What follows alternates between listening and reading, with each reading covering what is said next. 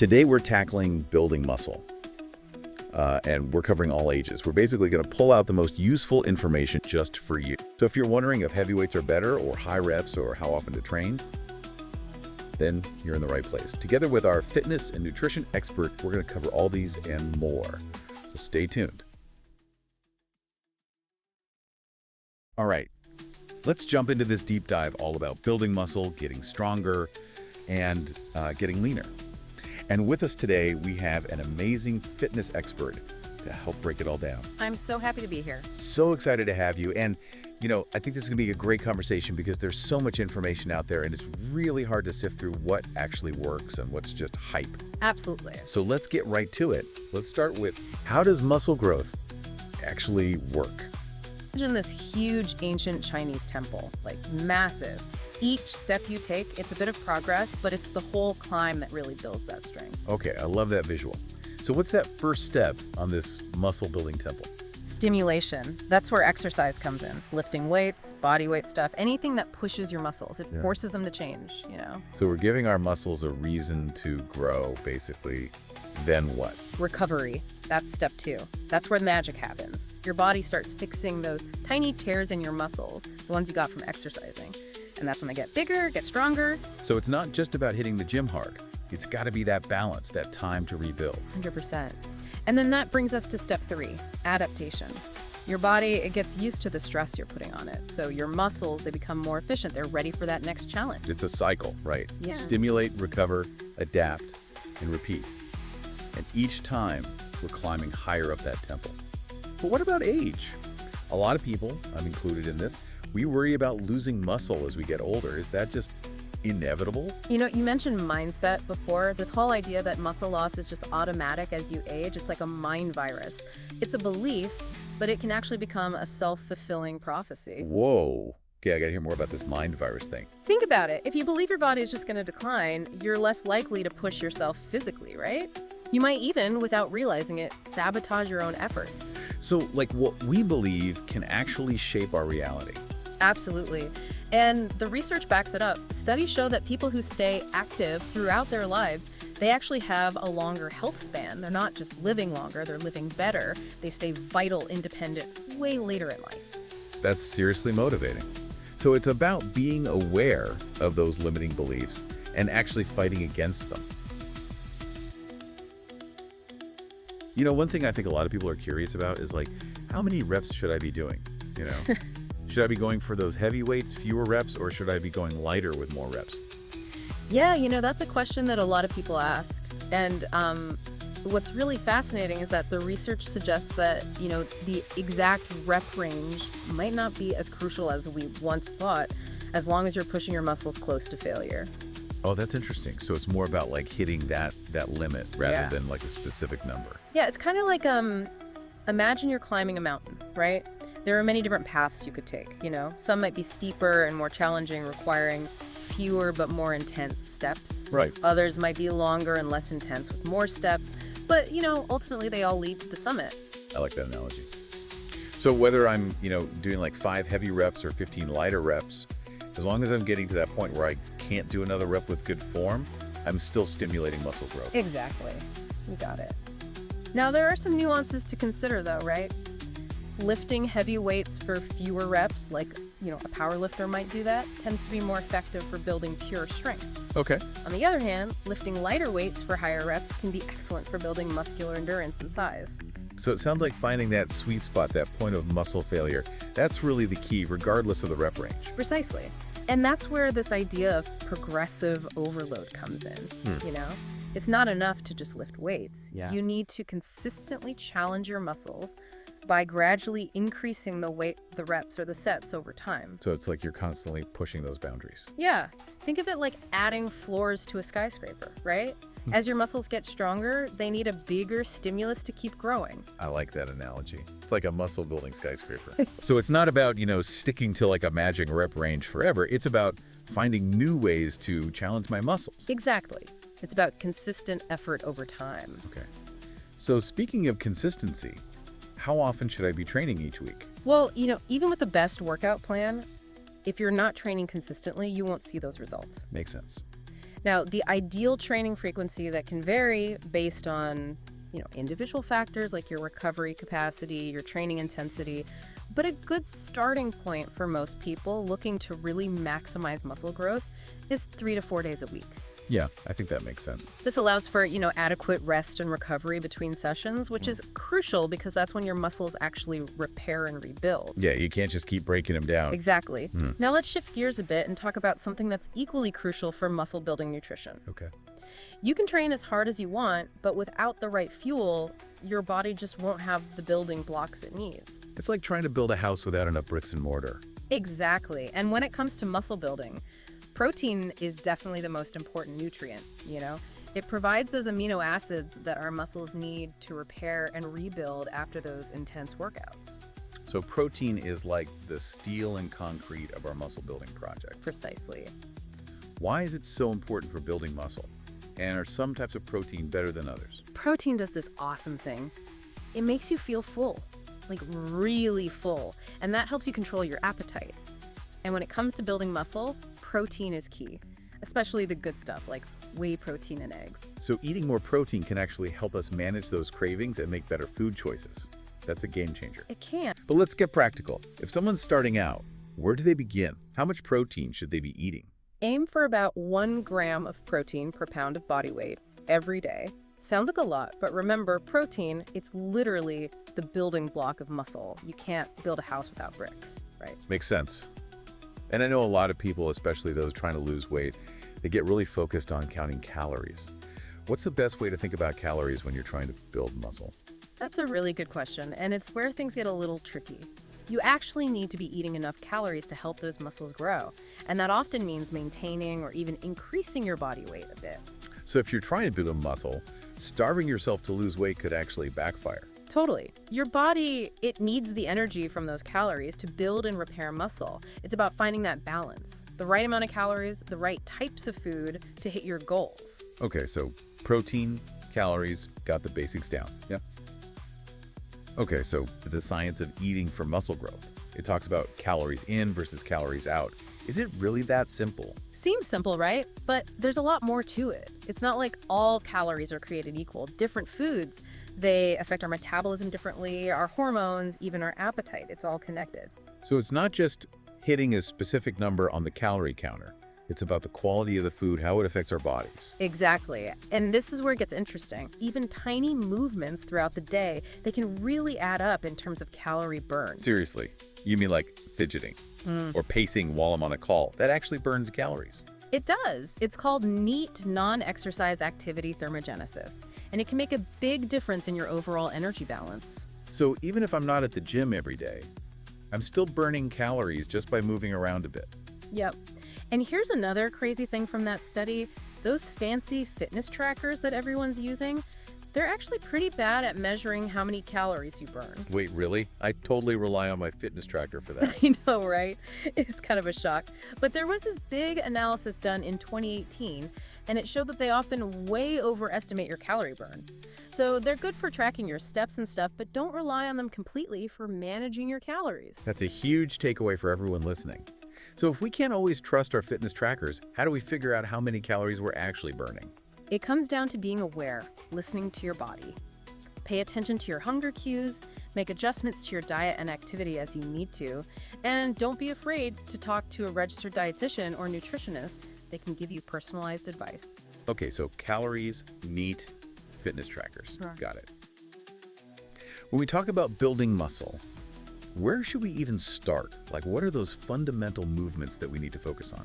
Well, I think it's great to start with specific exercises for each muscle group, and then we can kind of go into those compound movements after. Okay, sounds good. So if you want to start with your back, a great exercise to start with is a bent over row. Bent over rows, okay. Love those. Yeah, and that's going to help you target those muscles that give you that really strong sculpted back look. Okay, so we got bent over rows for the back. What about chest? What would be like an essential exercise there? For the chest, definitely the flat bench barbell press. Oh yeah, the classic bench press. That's a really great one. Just going to help you build overall chest thickness and strength. Okay, so we got back, we got chest, shoulders. Those are some that I'm always looking for. some good exercises for? For shoulders, I would say overhead presses are going to be your go-to. Those are going to be key for strong, defined shoulder muscles. Okay, so we got rows, bench press, overhead press. What about legs? We can't forget about legs. What are some must-do exercises for those? For legs, I would say squats are fantastic. Squats, yeah. Gotta love a good squat. It's an all-around great exercise. You're going to be hitting your quads, your hamstrings, your glutes, even your core a little bit. Okay, so squats, those are like a staple for leg day. Any other leg exercises that we should be adding in there? Definitely lunges. Lunges, okay. Those are going to help target all those major muscles in your legs and help you with your balance and your stability too. Okay, so we got squats, lunges for legs. So we've got like a pretty solid foundation with these exercises, I think, for like each specific muscle group. Yeah, for sure. But you mentioned compound movements earlier. Like, what exactly are those and why are they so important? So compound exercises are basically any movement that involves multiple muscle groups at the same time. So unlike isolation exercises, where you're just working one specific muscle, compounds are going to help you just be super efficient in the gym and build muscle and strength a lot quicker. So they're like the multitaskers of the exercise world, basically. Yeah, exactly. Yeah. And they should be like the foundation of any strength training program. Okay, so we got our targeted exercises, we got our compound exercises. I feel like that's like a pretty comprehensive plan for building muscle. Yeah. So we've talked about the science of building muscle, the nutrition side of things, but what about actually putting it into practice? How do we make those lasting changes? And that's where it gets really interesting, and that's what we're going to dive into in the next part of our deep dive. Our listeners, stay tuned. We'll be right back with more insights, more practical tips to help you build muscle, no matter your age. We were talking about making those real life changes, to help build muscle. One thing I've learned is doing the easy thing now, it usually makes things harder later. But if you do the hard thing now, life gets easier down the road. That's a great way to put it. I can definitely relate to that. Sometimes skipping a workout is just so tempting, but I always regret it later. Exactly. Same with food.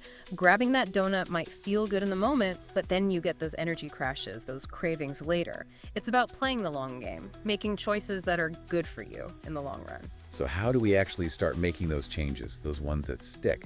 It can be so overwhelming figuring out where to even begin. You're right. It's about finding what works for you, building a lifestyle you can actually keep up. No crazy diets, just healthy habits that become like second nature. Okay, so where do we start? What are some of those basic habits? One of the most important things is finding exercise you actually like. It shouldn't feel like a chore. Try different things, Maybe it's weights, maybe it's yoga, maybe it's dancing. The point is to move your body in a way that feels good. I love that. It's about finding that sweet spot where movement feels good for your body and your mind. Exactly. And don't underestimate strength training. It's good for everyone, no matter your age or fitness level. I've heard that strength training gets even more important as we get older. Is that true? It is. As we age, we naturally lose some muscle. It's called sarcopenia. And that loss of muscle can make you weaker, more frail, even increase your risk of falling. So it's not just about looking good. It's about staying functional, keeping our independence as we age. That's it. It's about being able to do the things you love. Playing with your grandkids, gardening, just moving through the world comfortably. That's so important.